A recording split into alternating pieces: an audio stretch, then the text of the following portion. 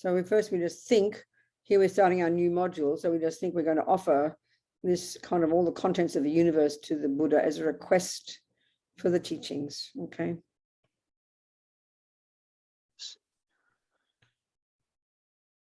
Sashipaki juksek metok Trabri rablingji Nihidekyan padi Sange shingdu mehte uwayi Rokunam rahashingla Japaksho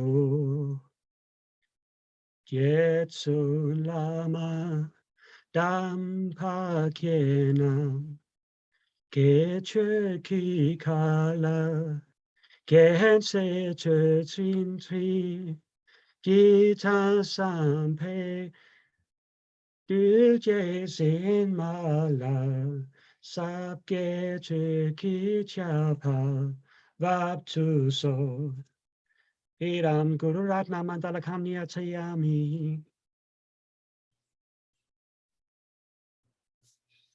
Okay, everybody.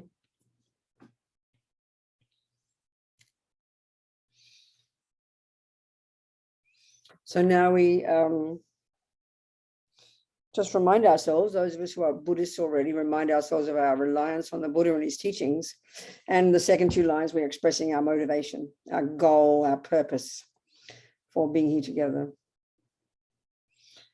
So, which is to listen to these teachings, to think about the meaning, to internalize it, so that we can develop our marvelous potential, so we can be a benefit to others. So I'll say English properly. I'll extend the words a little bit in the first one. So we're saying until we are enlightened, no matter how long it takes, we're going to rely upon the Buddha, his teachings, and the spiritual community.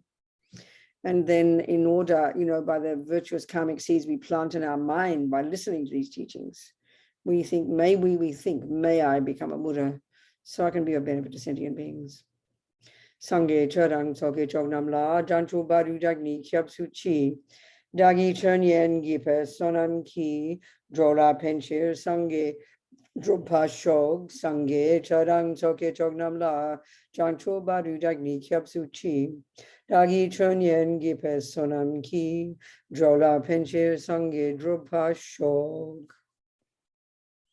Okay, people. Okay.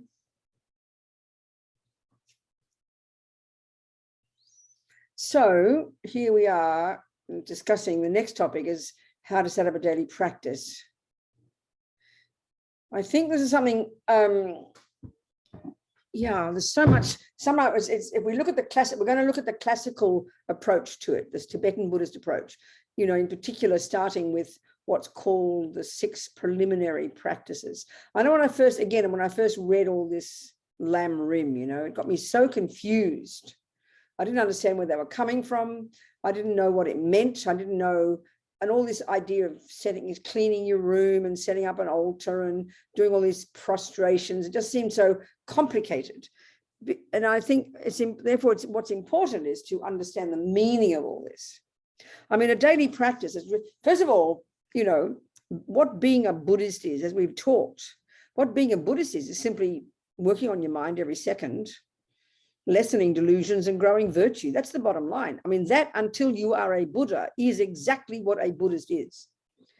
Nothing more or less than that. So you think, well, if that's the case, it's a bit simple, isn't it? Just keep moving and walking on my mind and blah, blah, blah. But I think we need, because the mind, the way the Buddha is talking about the delusions in the mind is so pervasive, so primordial, so almost like absolute, so totally, pervading our minds. To just simply work on your mind every day is an extremely difficult job. So we need to do lots and lots of things that prepare our mind, that prime our mind. So one of the major things in Tibetan Buddhism, And it's in some traditions, it's like you might spend years doing what they call preliminary practices. In Tibetan, it's nundro. So it's a really big deal. Oh, you're doing your nundros, are you? And that usually means you're doing 100,000 of various practices. And they're called preliminary practices. In other words, they're the things that you do to prime your mind so that you can actually start to practice. That's why I use the example of, like, you go to Roger Federer and, can you please show me how to play tennis? And he will look at you and you'll see that you're 20 kilos overweight. You've got no muscle tone. You don't even know what a tennis racket is. You eat badly. You're a disaster. You can't actually begin to pick up a tennis racket and really start to play tennis. You've got lots of preliminary practices to do first that prime your mind and your body to enable you to start practicing tennis. So then he'll tell you to go off for a couple of years and study nutrition and go to, and learn all the principles about tennis and learn and go get fit and do lots of jogging and lots of push-ups. And you'll say, no, I didn't ask you that, Roger. Please show me how to play tennis. And he'll repeat his answer. Well, we understand that. It makes sense because you're just literally not even ready to start to play tennis. Well, it's in the sense, it's exactly what we're saying here. We're not even ready to begin to see reality, to begin to lessen delusions and grow the goodness in the mind in order to get in touch with reality. No way are we ready to realize emptiness. No way are we ready to even begin to get any compassion, because our minds are so steeped in old habits and in delusions. So we need to do various practices. Part of our practice then, this is certainly very Tibetan Buddhist, is to incorporate these so-called preliminary practices. So the classic way to start your day, is the first one. For example, I'm looking at now, I'm going straight into day 2, session 2, and I'm going to page 34 of our course notes. These course notes are the teachings given by Kendall Magnuson, one of our students and one of our teachers, and she spent many years in retreat. So she talks a lot about it in session 1, and I want you to read all that, of course. So we're going to go straight into these so-called preliminary practices. So the other thing that's again, it's very strongly Tibetan Buddhist, is that from day one, you bring the Buddhas into your practice, because, clearly we're discussing Tibetan culture. And even if you haven't studied a single word, the concept of Buddha, like living in a Christian society, there's just an assumption of the reality of God and the reality of Jesus. And so you bring this in. So, of course, for us being, non-Buddhists, coming from either a materialist secular background or indeed coming from, say, Jewish or Christian background, this idea of Buddha is kind of strange to us. But this is classically Tibetan. So the very first practice, the very first one, as it says here, these preliminaries, I'm going to go through these 6 preliminary practices. But even before I go into detail there, one of the things is, as I said, the main job of being a Buddhist is to actually work on your mind. This is the essential job. Every second you recognize a delusion and you lessen it, and you activate a virtue and you grow it. That's being a Buddhist. That's doing the actual precise job of being a Buddhist. But that's the day-to-day. But I think because we're creatures of form and habit, it's really helpful. We need some kind of structure. It really helps us, because one of the commonest things we see, especially among Tibetan Buddhists, because there's so much philosophy to study, so much psychology to study, so much to study, we become overwhelmed. What am I going to do? Where do I start? And we can get really confused. So I think to have a daily practice has many, many benefits. It's like you at least to start your day and end your day with some kind of daily practice, daily formal practice.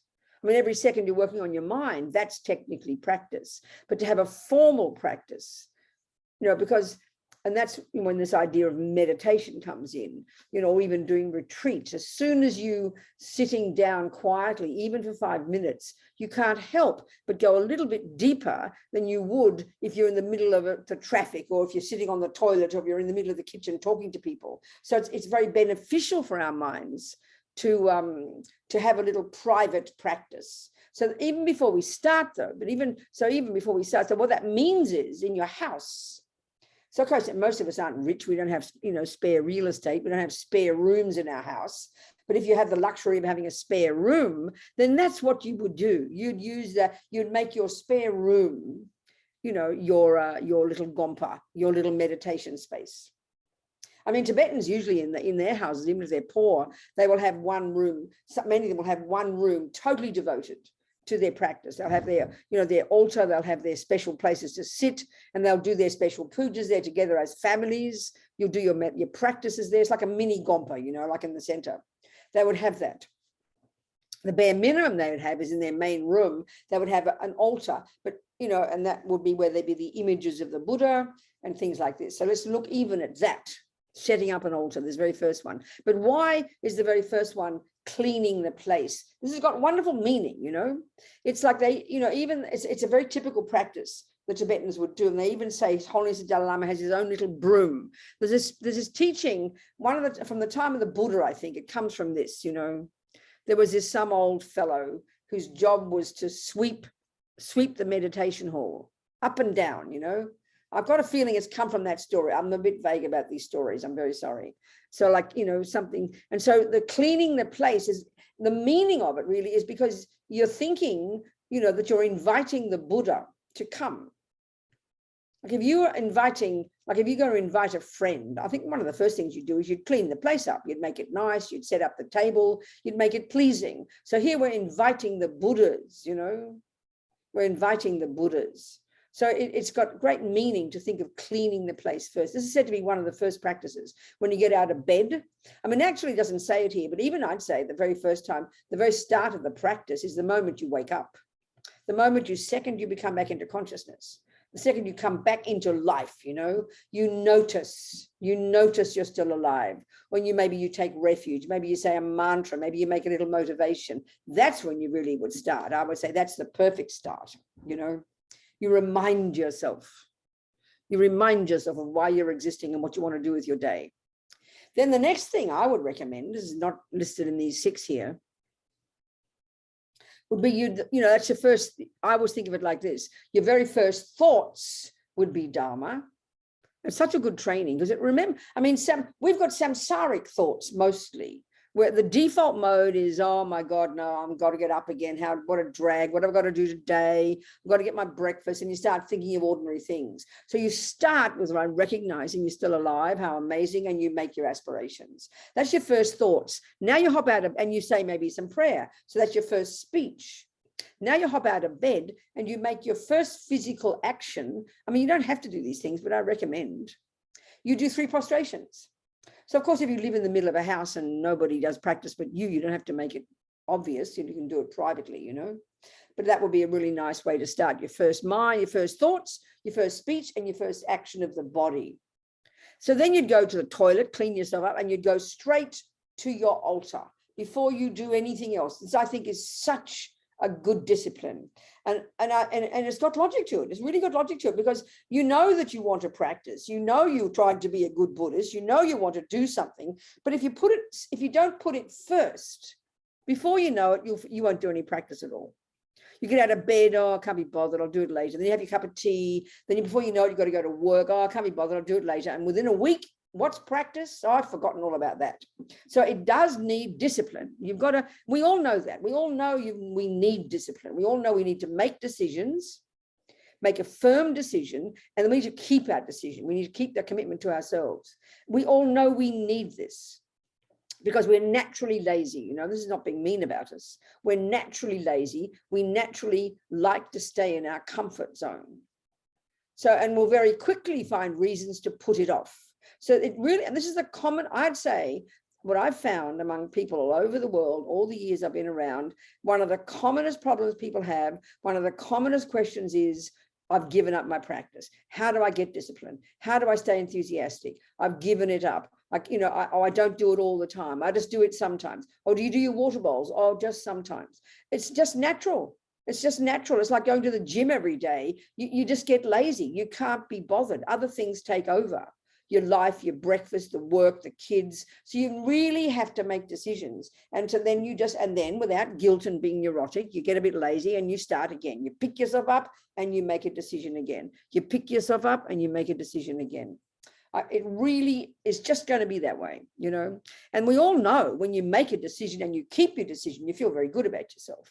We feel very glad.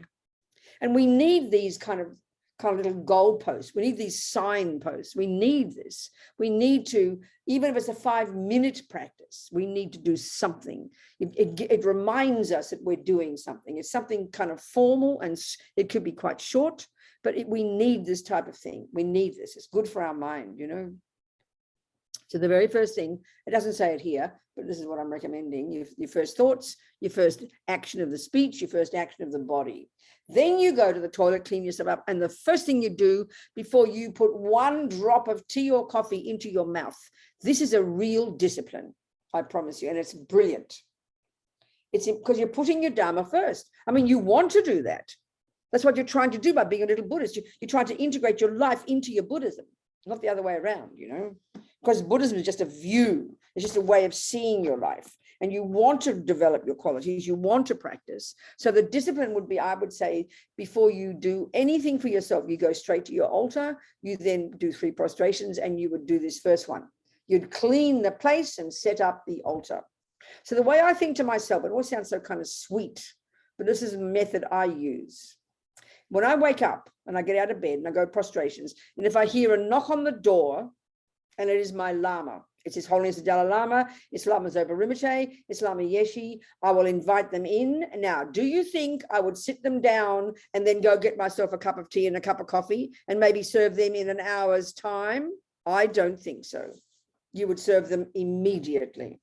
So this is the part that's a whole other discussion, you know, and we've been around for a bit. So this is another whole part of the discussion, that when you understand the meaning of a Buddha, and this takes us all time, of course, when we understand the meaning of a Buddha, that it's the Buddha's mind, and Buddha's mind is not physical. Our mind is not physical either, but Buddha's mind is perfected, and the Buddha's mind pervades everywhere. It's just like the Christians would say, God is everywhere. It's a very similar concept. So then, and that means Buddha's in your room, Buddha's in your house. That's fine, but we need to create the cause to connect to the Buddha.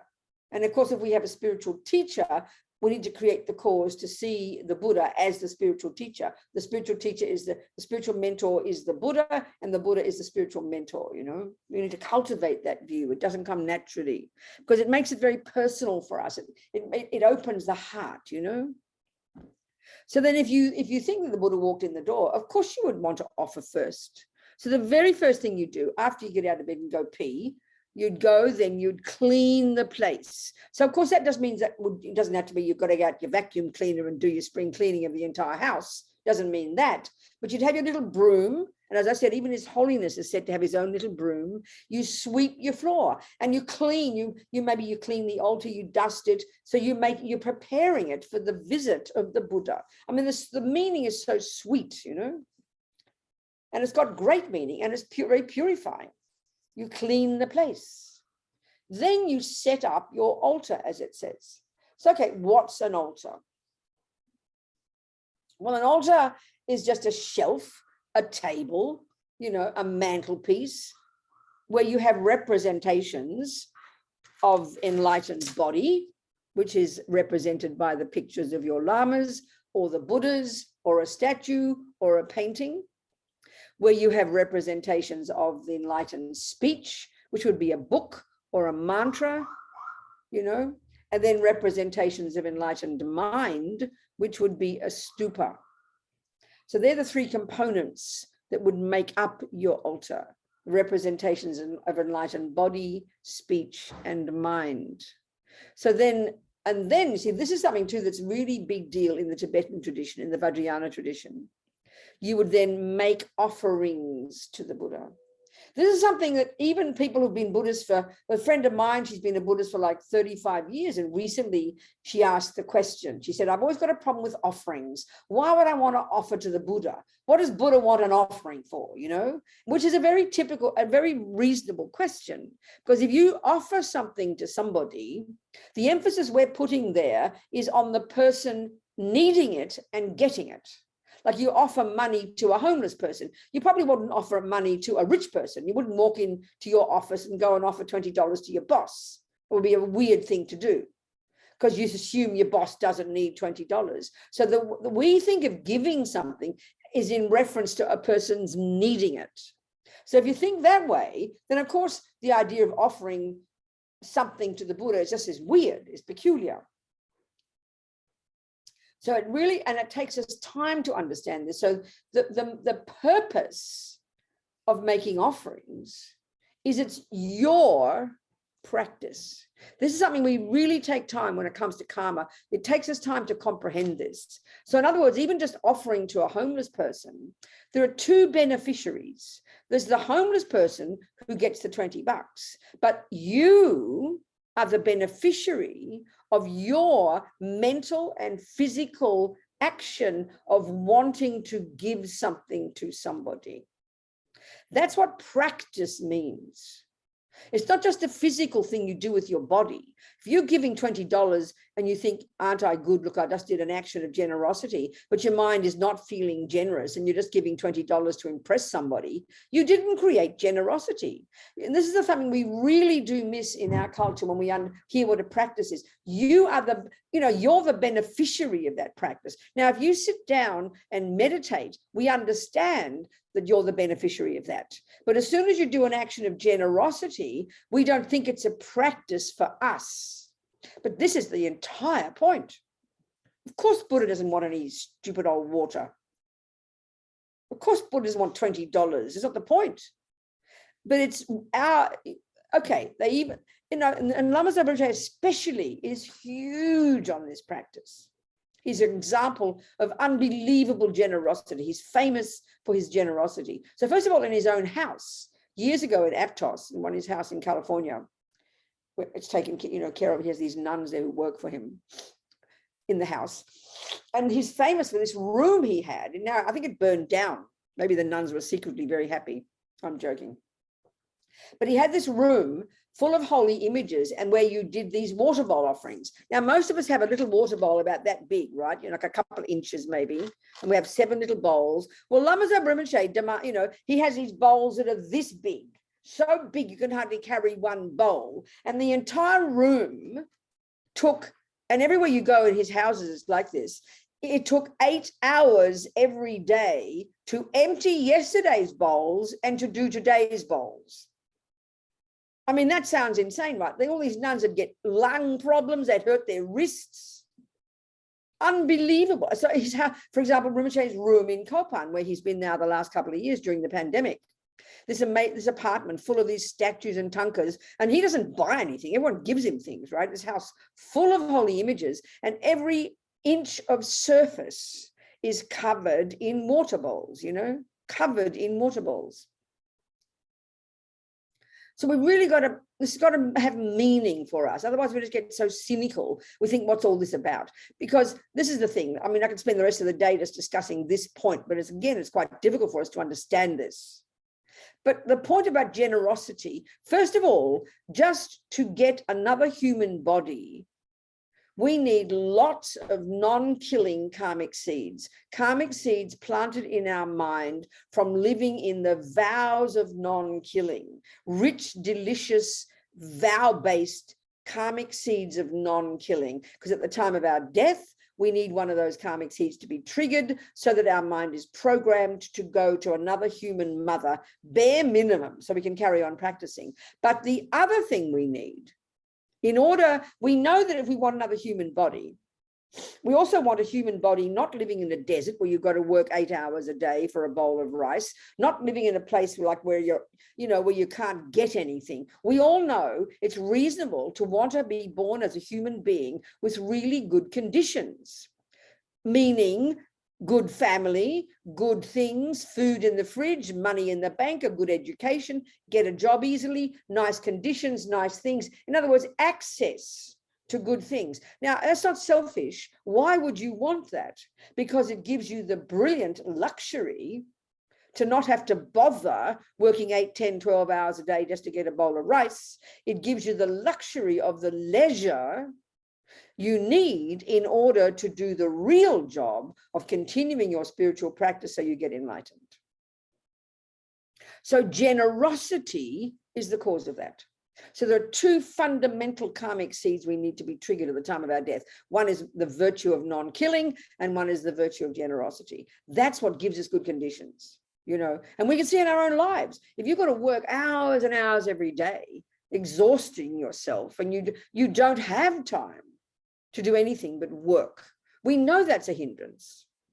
Whereas if you've got the luxury of having enough time, you've retired, or you've got enough money or whatever, and you're using it well so that you can then practice and study every day. I mean, this is what we want. I mean, ideally. So the cause of that is generosity. So thinking for no other reason than our own benefit. And again, I repeat this continuously. In the West, we don't like this idea because we think it sounds selfish, but you're missing the point if we don't get this point.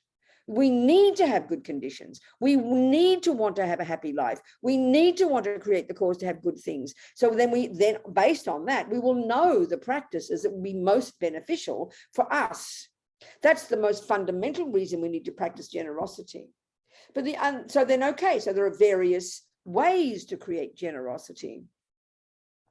In general, any practice we do, this is the karmic teaching, any practice we do, anything we do, that the factor that determines, the main factor normally that determines the character of that action, that is to say, the main factor that determines whether it's labeled negative or positive, which in turn is what determines whether the result will be happiness or suffering, the main factor is not even the action, but the motivation in general. So if you give that $20 to a homeless person to impress your boyfriend, yeah, the homeless person gets their $20, but you don't get much benefit because your motivation stinks, you know, your motivation is just self-centered. You know, so the stronger your motivation, the purer your motivation, the more virtuous that action and the more likely the happy result. That's generally with karma. Now, there are some actions we do that are so powerful in themselves that even motivation doesn't matter. So one of those is living in vows, for example. Vows are so powerful. So for example, vows is one. We won't go into that here. The other one, and this is what we've got to think about this, and this is very much relative to this situation. The other actions are any actions that are done in relation to what they call very powerful objects. Object insofar as being the object of my action. And that is to say, any actions we do of virtue that we do in relation to the Guru, the Buddha, the Dharma, the Sangha, for example, those actions, because they say of the power of the object, and we've got to think about this, because an enlightened being is so powerful, because the Buddha, Dharma, Sangha represent all that, because they are so powerful, any actions we do of practicing virtue in relation to them, the virtuous karma we create is infinitely more powerful, infinitely more virtuous, infinitely more meritorious. So again, this is the thing to think of, and don't think of it as selfish. We know, because we have so little time in our day, most of us will not go to the mountains and practice day and night.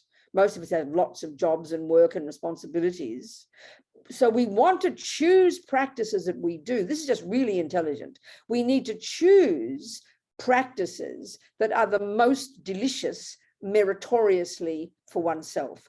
Don't think of that as selfish. It is plain intelligence. I know it sounds really crass, but I say it. It's like, you know perfectly well, if you're going to invest money, nobody would think you're being foolish if you can get 20% return on your investment as opposed to 2%. Everybody would choose the 20%. And this is very crass, and it sounds very crass to us. It sounds very materialistic, but karma is very much like that. Karma is a real qualitative type of thing. So we need to choose the practices that are the most meritorious, that are the most beneficial for one's own mind. Do not discount the importance of this. In other words, for example, you're going to do a meditation, let's say, and you either can choose to sit down and watch your breath for 20 minutes, or you can sit down for 3 minutes and visualize the Buddha and imagine making an offering.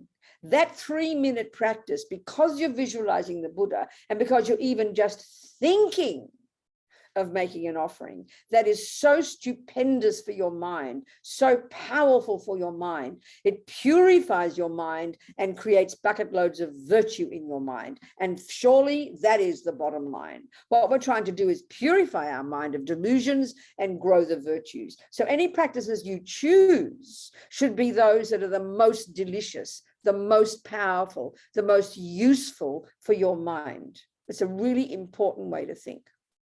It doesn't sit comfortably with us thinking this way, but when we understand it, it's really common sense, you know. But that's a one main point. But the other one is this. We can see we want to practice. We want to meditate. We want to open up. But the thing is, sometimes we get bored very easily. We don't see much progress. We think our mind's getting worse, and our heart kind of dries up. This is a not uncommon experience. So what we've got to do is try and nourish our hearts. It's just me talking, okay? Kendall doesn't discuss this. And this is where the concept of the Buddha comes in. And this is where the concept of having a spiritual teacher. We need the benefit of a teacher, the benefit of seeing the Buddha as your spiritual mentor and cultivating this practice is really rich for your heart. It nourishes your heart. It opens your heart. And when we can feel our heart is open, we can develop more wisdom, we can develop more compassion, and it keeps us going. It's like kind of putting petrol in your tank. If you just sit there trying to be all mindful and try to analyze all the teachings, your mind will dry up. You'll be bored to tears. So we need to encourage our minds, our hearts to practice devotion. That's not spoken of like that here, but this is the function. This is the benefit of doing these kinds of practices, you know.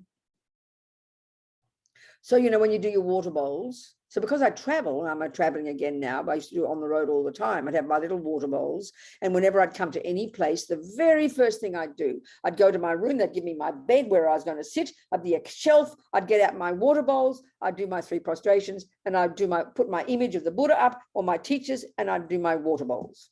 It's a lovely practice to do every morning. I love to do it, and feels very meaningful, especially if you know the offering of the 8 sense offerings, which is actually from the Vajrayana, and you visualize the first one as offering nectar, then you offer the water for washing, and then you offer the flowers you're imagining in your mind as you do the water, then you're offering incense, then you offer light, then you offer perfume, then you offer food, and then you offer music. It's very rich and delicious, you know.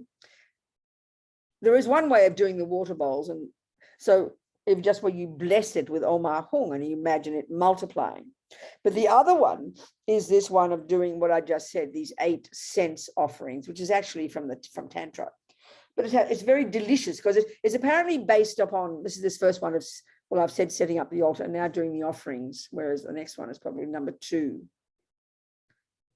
Setting up the altar. Number 2. Okay, obtaining offerings honestly and arranging them beautifully, page 37. So, okay, offerings, you can do whatever you like, you know. So here, so then, you know, so the offerings, the typical tradition, the tradition in Tibet is you do these 8 water bowls. You can do that. That's just a very typical way to do it, you know, and it's based upon this lovely, I remember hearing when I first started practicing, I heard about this. It's based on this Indian tradition of when you visit somebody, when you receive a guest, you first would offer them something to drink. You'd offer them nectar. That's the first offering. Then you'd offer them water for washing their feet. Then you'd greet them in and you'd offer them flowers. Then you'd offer incense. Then you'd turn the lights on and offer light. I think of it like this. And then by this time now the perfume comes. Out comes the perfume. It's getting a bit sexy now. And then you offer dinner, and now you bring out the dancing girls and you offer the music. So it's a really nice tradition. And it's so lovely when you do these water bowls to imagine you're offering water to the Buddha for drinking, your guru. Then you're offering water to wash their feet. Then you're offering garlands of flowers. You use your visualization. You use your creative imagination. Then you offer incense and light. And each of these 7 or 8 offerings, it's very meaningful. It's very delicious for our mind. I mean, we've got creative minds. So it increases your devotion. It reminds you that your gurus are there. You want to do it beautifully. And you're reminding yourself that the Buddha is present. I mean, these are the things that just take time. And some of us, if we're not used to being Christians, I mean, I was a good little Catholic girl. I loved God and Our Lady and the saints, and I knew they were all there. So I've kind of been doing it since I'm a little girl, you know, until I gave them up one time. For 10 years, I gave them all up. I thought they were all stupid. Then I came back to them and I found the Buddhas. So maybe devotion is a weird one, especially you Jewish people who never dare offer. You would never have a little statue. It'd be shocking to you, you know. Anyway, some of the best Buddhists are Jews anyway, so now they all become little devoted little practitioners offering their things. So it's got meaning, but it takes time for this meaning to be cultivated. Maybe it's just weird to you, you know, but this is what's behind it. So you're making beauty. And Lama Zopa, I said to you, first of all, he's famous for his water bowls. Like his place in Kopan, one of the nuns there, Jan, she's been for years. She takes care of his place. I mean, she spends hours every single day making water bowl offerings. But not just that, you can have flowers. You see, these 8 offerings, initially, apparently in India, you know, you'd have your altar and you would do these offerings physically. You'd have beautiful flowers on the altar, and then you'd have lights, and you'd have perfume, you'd have food, you'd have your musical instruments. And I've heard that when Buddhism went to Tibet and a teacher came along in the 11th century, and by that point the Vajrayana was flourishing, and this is a Vajrayana practice actually, this way of offering the 8 sense offerings, that, you know, if you have if you've got, you know, you've got a lovely altar and beautiful things, you can get very attached to your things. So a teacher suggested, he said the water was so pure in Tibet that instead of offering the physical offerings, you visualize the offerings, but you offer water in your bowls and you visualize each of these offerings. It's a lovely practice. I love doing it. I mean, some people do their preliminary practice of 100,000 of these offerings, you know, and everybody I know who's done those preliminary practices of doing water bowls, they say there's something really kind of meaningful, quite subtle, the effect it has on your mind, offering all this water, you know, it's very interesting.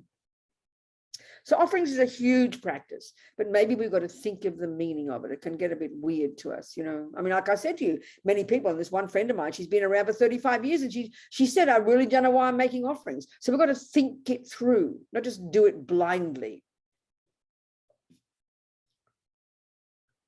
And you can have food and music, and you can have all those things. You can have, you know, flowers, whatever you want. And it's such a meaningful practice. It makes you closer to your guru and the Buddha. It opens your heart. It's very auspicious. It's just very meaningful. So before we go further, I'd like you to ask me some questions about that, if it makes any sense, or to doubt it or to question me on it, please. It's really important. This is the first practice you do after you've cleaned the place. You'd make your offerings. Yes, looks like Elena in the chat box. You said yes, Elena. Yes, darling. Talk to me. Hello. Hello, Venerable. Hello, sweetheart. I would first have 2 questions. The first one is regarding the offering. So you mentioned kind of like the Buddhas don't care about the water. So is it actually so, and you said that 2 people beneficial, when like a homeless person, he beneficial from the $20 and I beneficial from the giving. So is it also possible if you do an offering not to Buddhas, to like a person in need in your mind? Is that something that it's only beneficial for me because I offer it, or is it actually arriving? It's not like the $20 arriving, but the mind. So I was a little bit confused about how so it are you asking then, Elena, in general, is there benefit to you of imagining offering something? Is that what you're asking? No, I ask if I'd only do it in the mind, like to That's what I'm saying. You're asking me the question, is there benefit to you of imagining offering something? No, if it's beneficial for the other person, like of course not. No, darling, of course it's not. How can it be? Yeah, because for me, I have to be honest, sometimes it's so abstract when I think about like for me, a particular person, a person that somebody's dying at the moment. And when I think of her, then I hope that it arrives, kind of. Okay. So first of all, okay, I see what you're saying.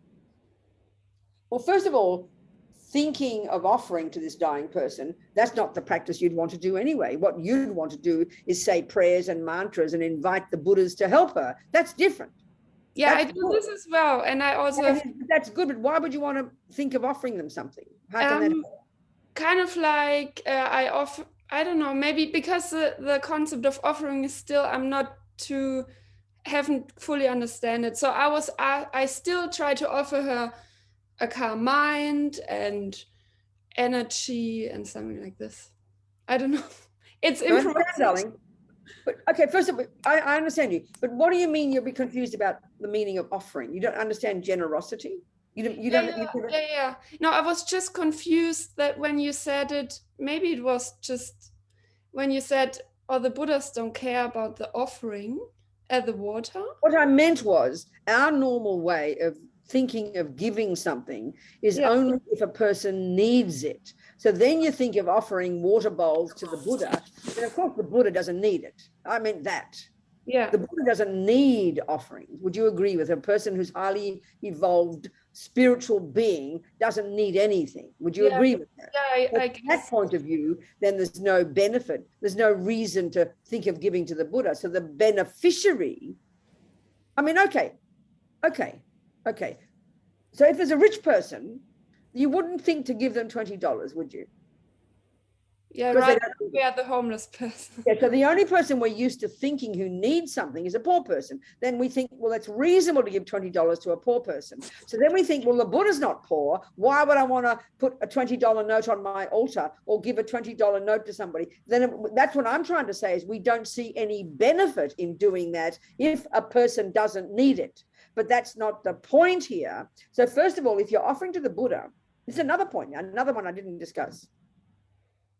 If you're offering to the Guru as the Buddha, you're making an offering of beautiful things. You're visualizing beautiful flowers while you do the water bowls. Can you say, well, there's enormous benefit to you because you're wanting to offer something beautiful. You can see how it benefits you, can you? Yes.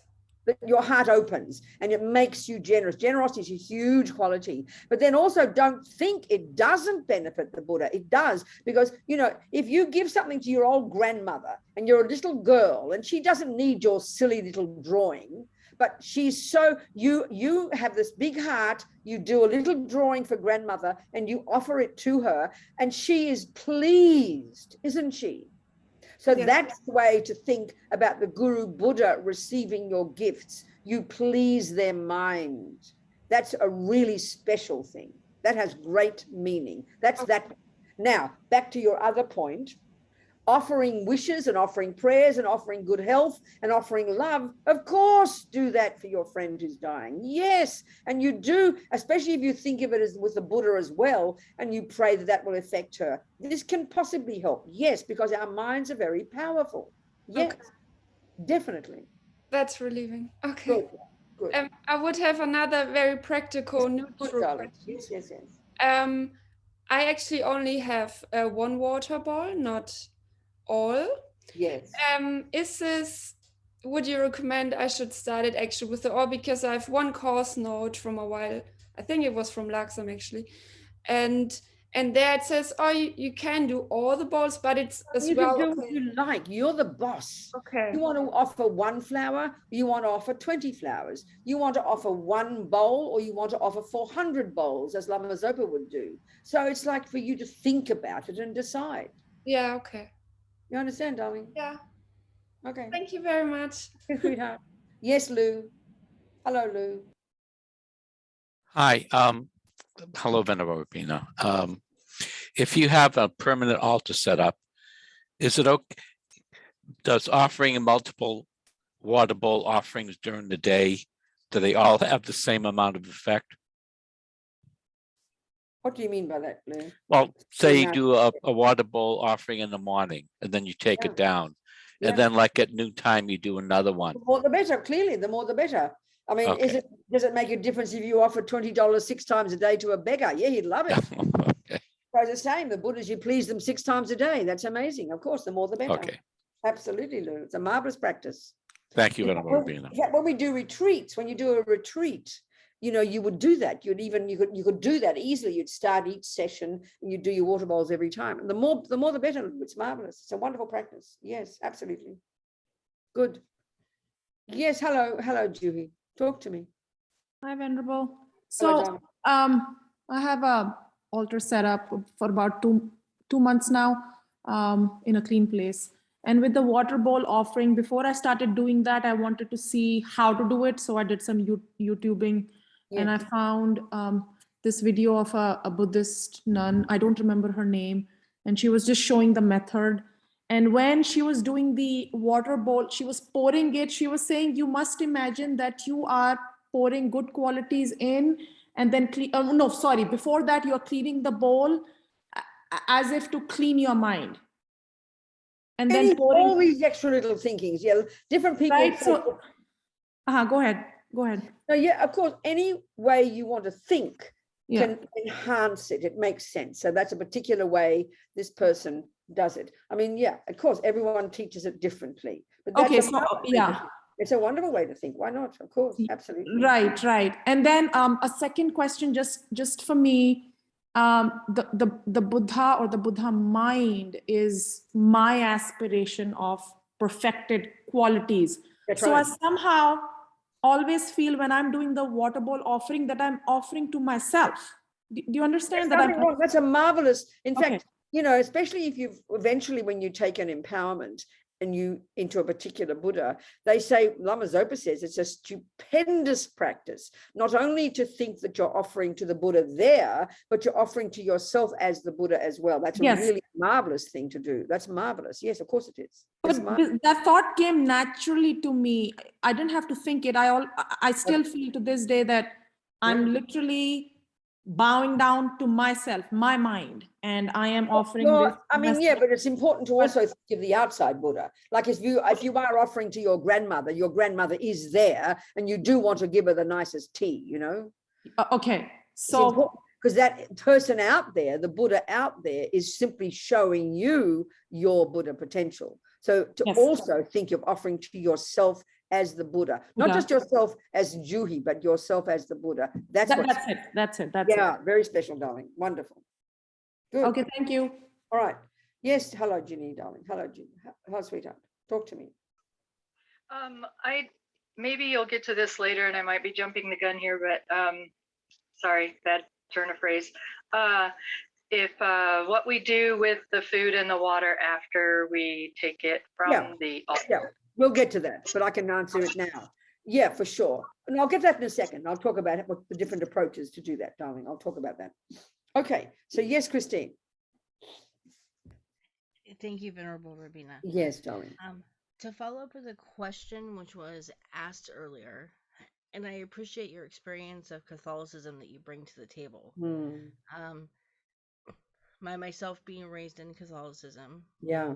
When you are praying, it is for people you may know who are sick or who are in need.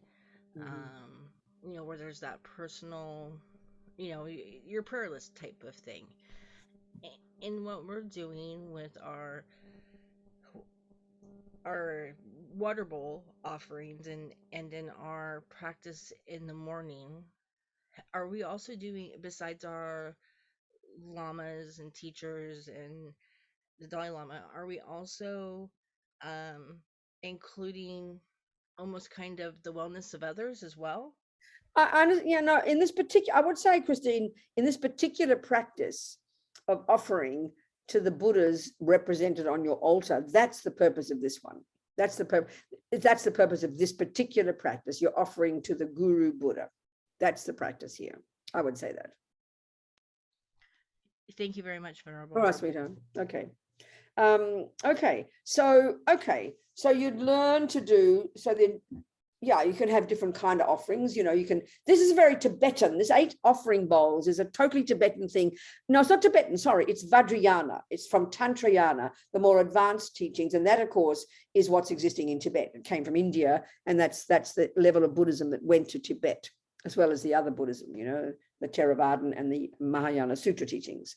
So this is totally from the Vajrayana. And of course, because the Vajrayana is the framework for all the Buddhism in Tibet, it comes right in the beginning of people's practices. You might take empowerments for many years, but these things filter into the daily practice, you know.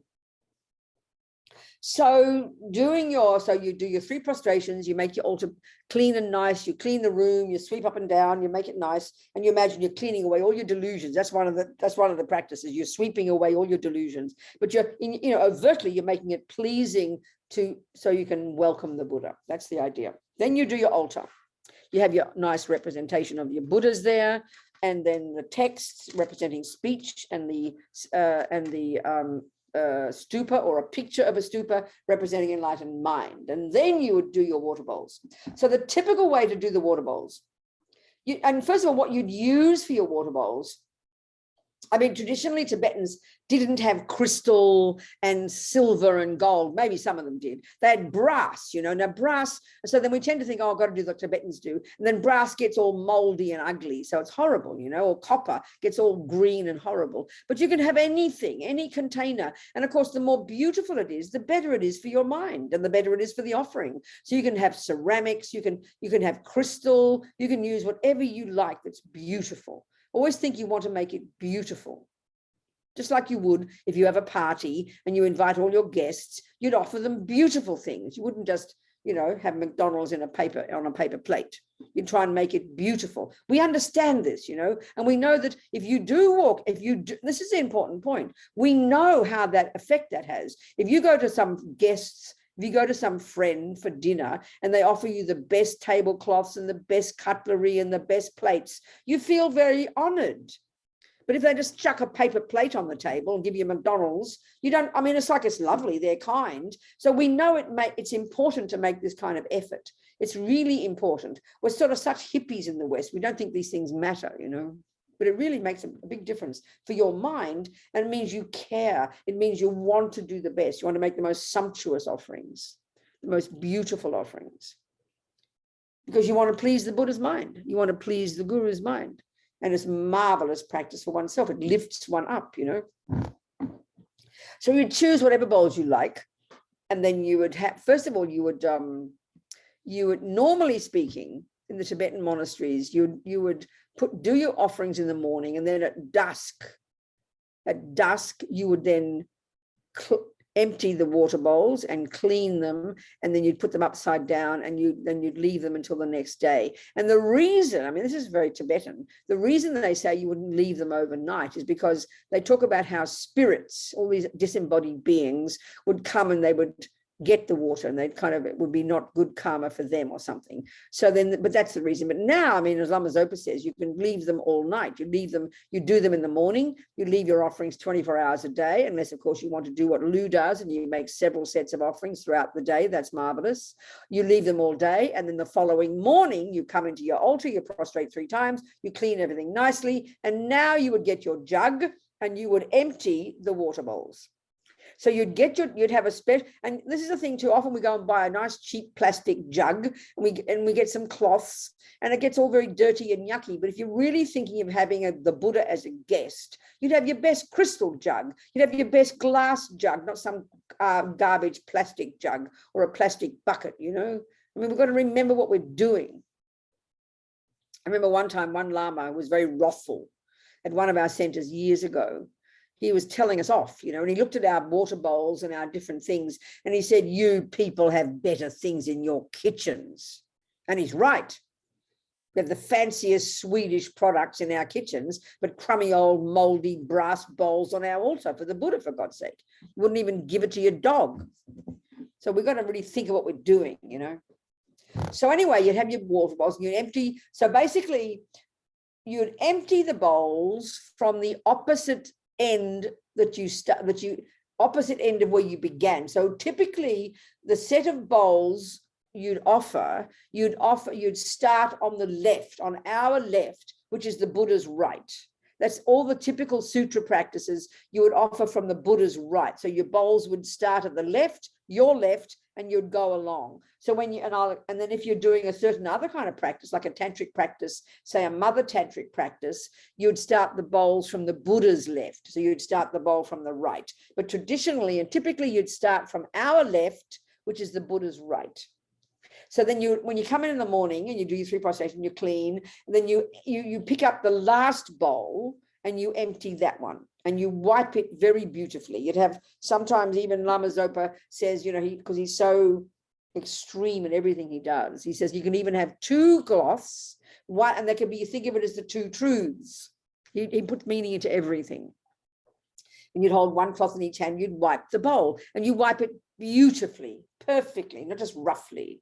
And then you would either put it there, and there's different ways people do. Either you turn the bowl upside down on the altar, because if you have it up with nothing in it, that's inauspicious. It's like offering nothing. So you turn it upside down, or you'd put it down upside up, and then each bowl you'd put on top. So you end up with a pile of 7 bowls. Either way, the bowls flat along the altar in the front, upside down, or all piled on top of each other, upside up. You'd clean them beautifully. Then you'd go outside and you would empty the water. And now the point is, you don't think, oh, you know, you usually put them on your plants, but you're not supposed to think I'm watering my plants, because it's blessed water. You don't offer water for plants that you've just offered to the Buddha. So the point is, when you empty the water, the way to think is you're emptying it into a clean place. So you wouldn't put it down the toilet. You wouldn't put it down the sink. You wouldn't chuck it on the road where the dogs do their pee-pee and their caca. You'd put it in a clean place. Now that, for example, my house in Santa Fe, I'm on this, you know, 1 floor up, and there's a roof outside and it's completely clean. No one's there. So I always throw my water on the roof. It dries up in 2 minutes in arid Santa Fe, you know, or you can put it in a clean, like a garden where no one walks or when no one pees. That's the approach. You're putting it in a clean place and you try to put every drop out there. And then you nicely wipe your jug nicely. And then you would go and fill up your jug for the morning's offerings. Now, if you drink water out of the tap and it's nice water, you'd use that water for the Buddha. But if you drink water out of your water filter, or you buy special water in bottles, you clearly wouldn't offer water from the tap to the Buddha. You offer the best water. You know, you offer the best, obviously. We've got to think these things. Instead of just think of it as some kind of boring ritual, it's a real thing you're doing, as if your Lama is right there and you're offering them a beautiful drink. You'd do the best. You'd even do the same for your grandmother. So then you do your offerings. So the typical way to do the offerings, you'd get the first bowl and you get your jug and you'd pour a little bit into the bowl, like a half a bowl full, and you'd set down your jug. And then you would pick up your next bowl and you would pour all the water, except for a little bit, into the second jug, and you would set down your first bowl with a little bit of water in it. And the only reason to do it like this for each bowl is because you don't want to have the bowl upside down with nothing in it. It's like offering nothing. So you have a little bit of water in the first one, and then you put all the water in the second bowl into the third one, except for a bit, and you set down the second bowl, and you do the third bowl all the way to 8 bowls. Now, the different traditions do different things. I know that in our tradition, we're taught that when you set the bowl down, you put it next to the first bowl with the width of a rice grain apart. If you do them too close, they say your mind gets restricted and can't hear the Dharma. And if you make them too far apart, you separate from the Dharma. They always give this meaning to everything. But on the other hand, I go to Kagyu monasteries, and the Kagyu monasteries make about that much space between their bowls. So clearly it's not set in stone. It's whatever your lineage is, however you've been taught. So that's how I was taught, the width of a rice grain apart. So that's how I do it. And you set them up beautifully, really nicely, with a little bit of water in each, the width of a rice grain apart, all along nicely. Now you've got them all ready. Oh, now the extra thing some people do, I don't do it, but you can do it. You first of all, before you do your water bowls, typically Tibetans would have a long wooden incense kind of container where you light incense first, and then eventually you'd lay it down in this incense box, and then you'd offering the wafting smell to the Buddha. Or you could have sticks of incense and you'd have it sticking up in like a little jar of dirt or something, and you poke it in there, and then you're offering, and you wouldn't have that on your altar because that looks like you're offering dirt. You'd have the incense in the container on the ground because you're offering the wafting smoke, aren't you? The wafting smell. Now, I don't use incense. I use rose oil instead. So I put rose oil into my water bowls at the end. Lama Yeshe did that as well. He didn't like incense. So that's just, incense is a typical thing. And think of what incense means. It's the offering of these sweet smells. It's offering the objects of the senses to please the Buddhas, you know. So if you have incense and you like, and really nice, and I like, if I do have incense, I like to buy the Tibetan incense because it's been blessed by the holy beings, not other countries, you know. I like the Tibetan one. And so you can offer that because it's offering the smell. And anyway, one of your 8 water bowls is representing incense. So if you wanted, before you did your water bowls, once you've emptied them and come back and got your water all ready for the offering, you would light your incense. And then before you put the water bowl with water in it, you'd put the stick of incense under the bowl, just to purify it, just to sort of wish it around so the smoke goes into the bowl and makes it pure and nice and ready for offering. And then you do water bowls with the water after that. So then you would get your jug, and now you would do the actual offerings.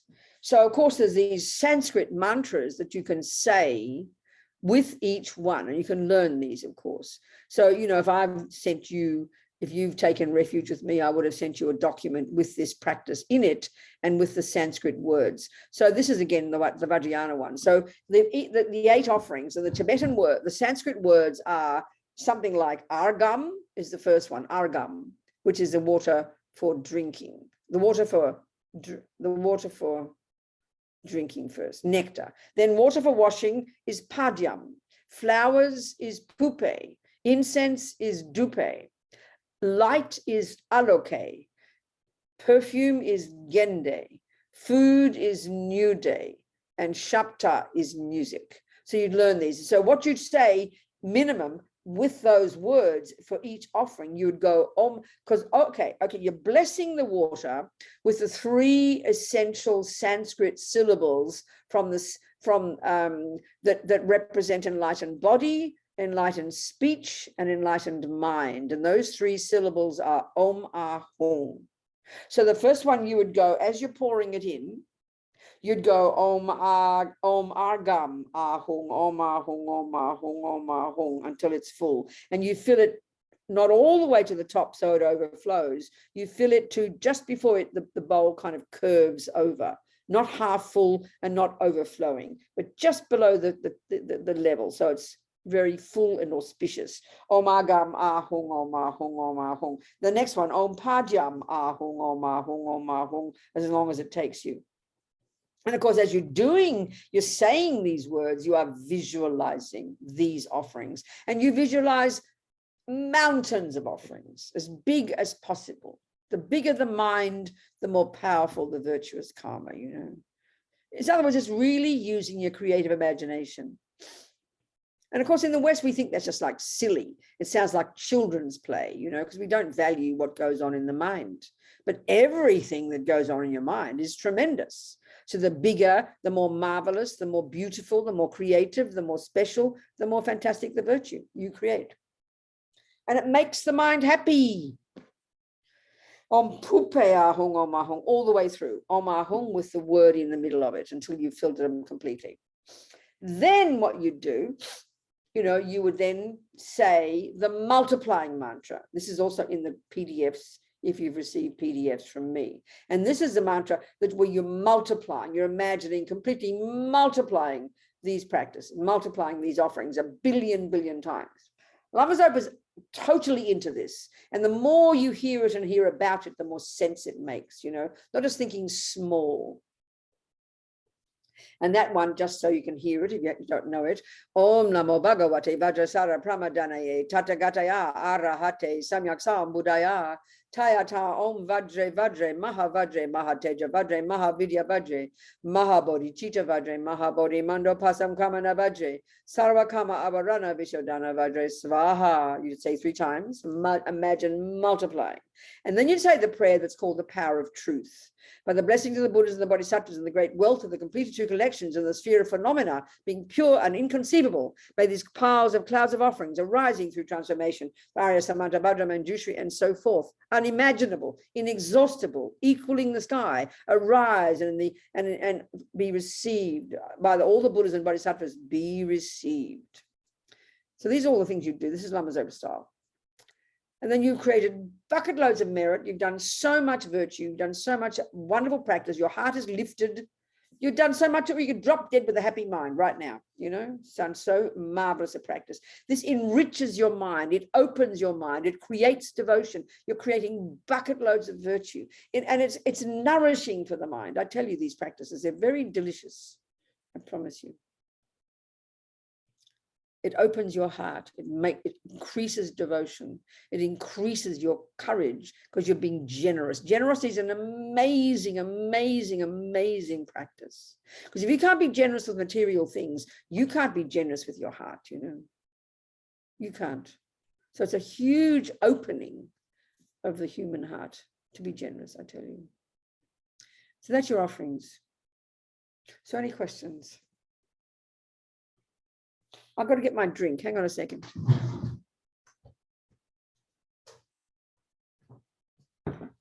Okay. Yes, who's there? Hello, Ros. Hi, Robina. Thank you very much. Right, I've got into the habit, is this a bad habit, of when I empty the offering bowls, I put it all in a bowl for my cats to drink. I thought then they'd be getting the blessed waters. No, I know. This is a very interesting point, Ros. This is the first thing that occurs to us in the West. But all the lamas would say it's not auspicious to do it. Okay. I mean, we have to think about this, you know. I mean, some of the geshis now, they're a bit more modern and they'll just think, of course, it's good to offer to your cat or your dog, get the blessing. It makes so much sense, doesn't it? But all I can do is pass on what I've learned, that it's somehow not good to offer this blessed, pure blessings to animals. But I mean, I hear other arguments, but all I can do is repeat what I've learned from Lama Zopa. He might say other things now, I do not know. So maybe you can research it a bit and see what other lamas say. Do you understand, darling? It makes sense to us, completely makes sense that it would be blessing for them. I totally agree with you. It really makes sense. But all I can do is tell you traditionally what they would say. Then you look into it, check up, Google it. I bet there's plenty of discussion among Buddhists, you know. Thank you. All right, darling, good. Hello, Fernando. Oh, hello. Oh, sorry. Hello, Venerable Robina. Hello. Yes. So my question is in relation to a previous question that was made today. For example, in 2020, before the pandemic, one of my cousins committed suicide. And I asked Geshe Lamsa here in Mexico, what could I do? And he told me that I could make these light offerings, but then after, and I do not know how we ended up reaching to this point, he said that I could buy something and then visualizing as if I'm giving him this gift and then offer it to the Buddhas in my altar. So in that way, would it be the same with someone that is sick?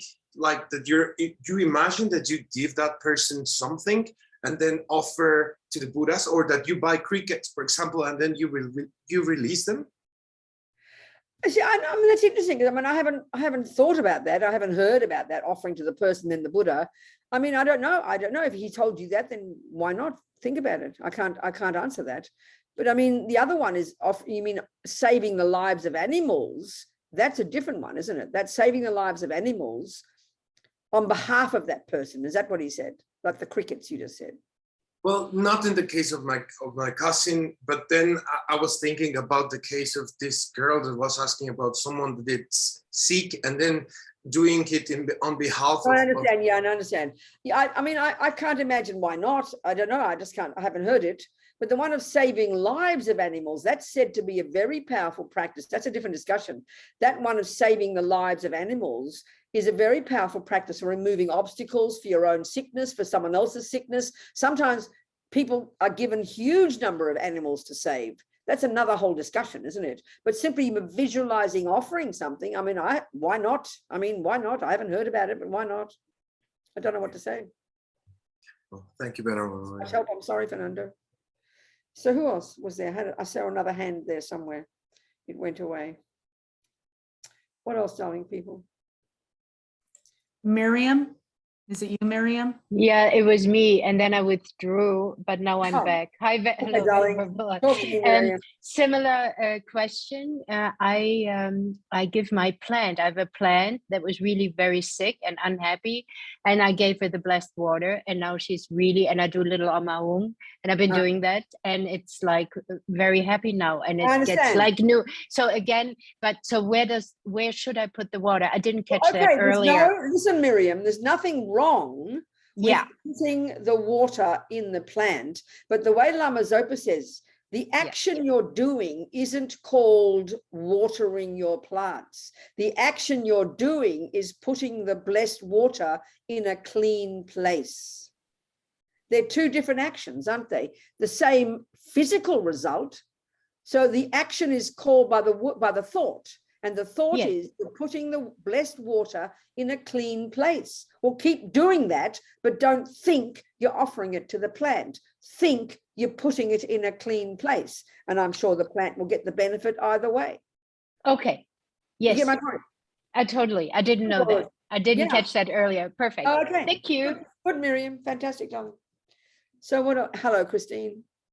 Hello, good evening. My question is, I have my hotel in my bedroom, but actually it's not in a high place. It's just quite down. Is it beneficial? The altar. Yes, the hotel, because I meditate. I understand. It's very low actually. And Now that's a very common thing in our Western culture because we sit on the floor and we want to be close to the images. But this is like the worst thing. Okay. Because this is, I know Lama Zopa is so funny when he's it's like even when he sees you put the text on the floor, not even the image of the Buddha, it's sort of like he tries to get underneath it because it feels so shameful to put yourself higher than the holy beings. There's a real meaning in this. Don't hear it as superstitious because it's like this attitude of respecting. And when you respect somebody, you'd put them higher than you. We don't think that way in our culture, but it's got incredible meaning when you think about it. So have the altar at least waist high. Okay, that was I. So maybe when you sit, see, one of my friends, she has her altar, and then when she sits on her cushion and she has a little table for her texts, she then puts the picture of her Lama on that little table. But when she gets up from her practice, she puts it back up on the altar. Okay. Do you understand? So that's okay while you're practicing. I saw that many times now. Okay, so I will change. Yeah, it's really meaningful. That sometimes the Tibetans have it so high you can't even see the images because they feel it's so important to put it up high, But it's got great meaning. Do you understand, Doctor? Yes, good. Thank you. Thank you. Thank you, Christine. Who else, people? Any questions in there? Tara, darling. Not in the chat box. Okay. So now the other thing is, for the question before about what you do with the offerings, that's what you would do with the water. You would be very careful. You'd go outside and you'd put it in a clean place. Now this gets problematic if you live on a high rise, and you don't have any plants and you don't have a spare roof. So then what do? You either really treat it seriously and you have to walk down 6 floors or 20 floors or go in the elevator, and you can do that. Don't be lazy. But some people, I meet some of the geshis and they just say it's all a load of rubbish and they chuck it down the sink. They will argue with you, these modern young geshis. But you just got to do what your teachers say. So I'm trying to do Lama Zopa style, and I know he would never do that. So the other thing you can do, this is common, you might drink the water, but then in the end, you think about it, you pee it down the toilet eventually. So, I mean, it's a question of what you think is the best. If you really make effort, you know, I mean, so right now I'm in New York and I'm on the floor up, one floor up. So I go downstairs one floor and I open the back door and I put it in the clean place. So it's worth it if you think about it, to try and do the best you can and understand the meaning of it, and to treat it seriously, not fanatically. Now, if you're living on the 37th floor and you don't have a clean roof and you've got no elevator or whatever, then I don't know, you just got to decide how. Maybe some people, when I was living up in one apartment block, I kept a bucket and I put my daily offerings in the bucket. Then every few days I would carry it down and empty it in a clean place. So you just got to think about it and don't be lazy. Think of the meaning. And because every thought we have counts, every action we do counts. So it's really meaningful to try and treat it with respect. I mean, all I can say is this is the way Lama Zopa treats it, and he's an incredible example. So I try to follow his example. So all I can do is pass on his example.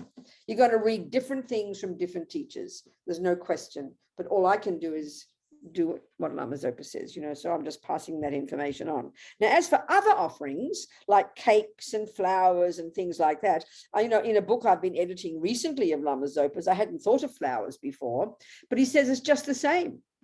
So, you know, in my house in Santa Fe, I've got 3 altars, at least 3, and I have beautiful flowers. You know, Dawn comes in for me and she offers these flowers. And so when the flowers get old, I put them in a plastic bag. And then when Dawn comes, she takes, she's my friend in Santa Fe. She gets the flowers and then she throws them in the forest. So that's treating it in the same way. You don't just chuck them in the bin because you've blessed these flowers. So if we really understand, you see, have pure view, you bless the water, you bless the flowers, you bless the food, the cakes, then you treat it as something respectful. And you don't just give it to the animals or chuck it in the bin or put it down the toilet. You put also those in a clean place. So with the food, it is okay to eat it, but there's a nice little mantra, and I don't think I put that in the PDF I've sent people, but there's a nice little mantra that you can say 7 times before you put the food in your mouth. It sort of purifies it. I'll say the mantra here. Maybe I'll send it to everybody. This is the mantra you might say to purify eating blessed food. But this would not refer to tsog. That's another discussion. I can discuss that. So where is it, this mantra? Let me see if I can find it.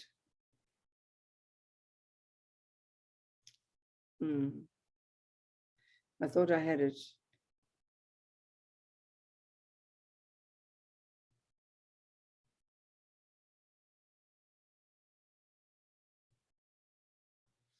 Here we go. Tayata idam penny ratna pemani paratna nisraha.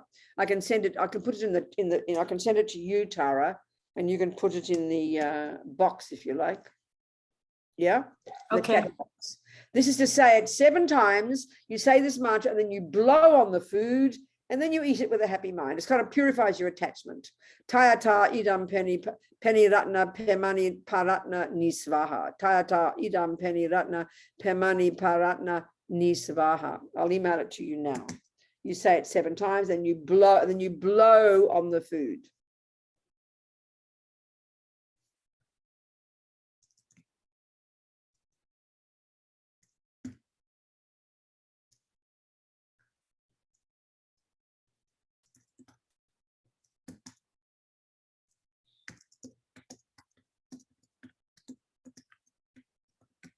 This is eating offerings that you offered already to the Buddha.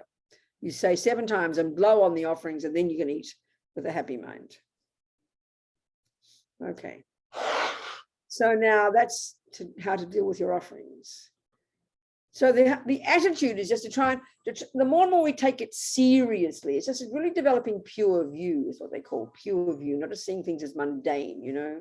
So the offerings that you would try not to eat too much of, which is a bit of a contradiction. Like, have you ever been to Lama Chirpa or Guru Puja and they offer a certain kind of offering called tsog, T-S-O-G, tsog. It's a very special practice from Tantra one of the highest levels of practice. And it's said to be, I mean, all I know is Lama Yeshe, a friend of mine said that Lama Yeshe told him, eating tsog with attachment, it's better to drink molten iron. So you see the lamas, and when they're offered the tsog at the puja, they'll just take one tiny taste. That's enough, you know.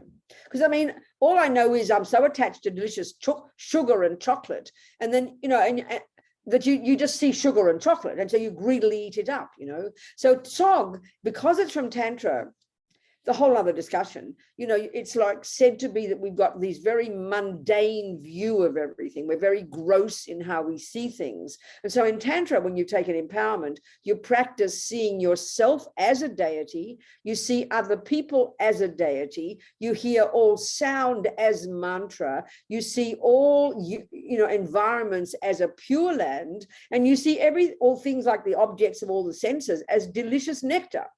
So, you know, and then you do not discriminate. You don't discriminate. So when we see tsog and you get your potato chips and your oranges and your delicious chocolates, we can't help but discriminate.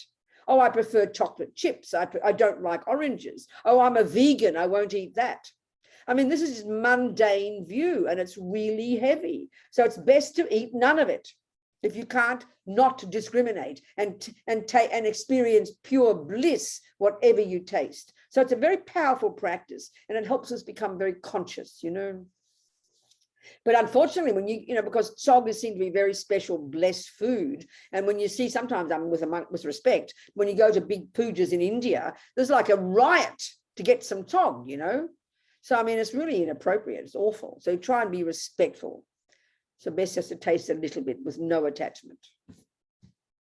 What else then, people, today? This is an offering, talking about offering day.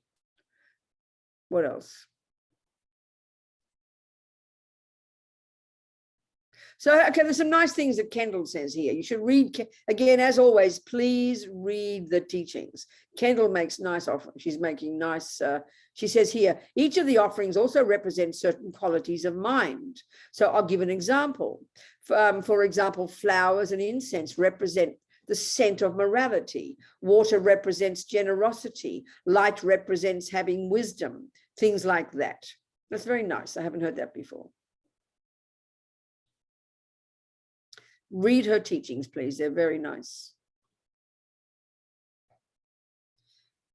Okay, people, what else? So what's the plan? I forget now. Lars, I finish in 10 minutes, right? Then you do more yourselves, don't you? What happens? Yeah. After the teaching, we'll do the discussions. However, if you do, it's about time that will be ending at 8:30, and then we'll do the discussions about today's teachings. So very wonderful. Okay. So anyway, are there any questions for me? Any more questions? That'll be enough for today. I just have one. If you put some Christine, excuse me. Once I put some rice on my hotel, and then can I cook it? The rice? Can I wash it and cook it, or? What is this rice you're using? What is it? That was offering. I mean, in bowls, offering. And then I didn't know what offering rice. No, but you wouldn't be offering the rice. Sometimes the rice is like there as the basis for another offering on top, isn't it? Ah, okay. So the rice is just a base. Okay. Of course, if you want to bless that as well, of course you can cook it. Yeah, why not, Christine? Okay. Good idea. I didn't know. Just okay. Thank you. Yeah, good idea. Okay, people. I'm going to cheat you of 8 minutes. All right. So how to set up a daily practice. So we'll just summarize. We'll finish. Just summarize.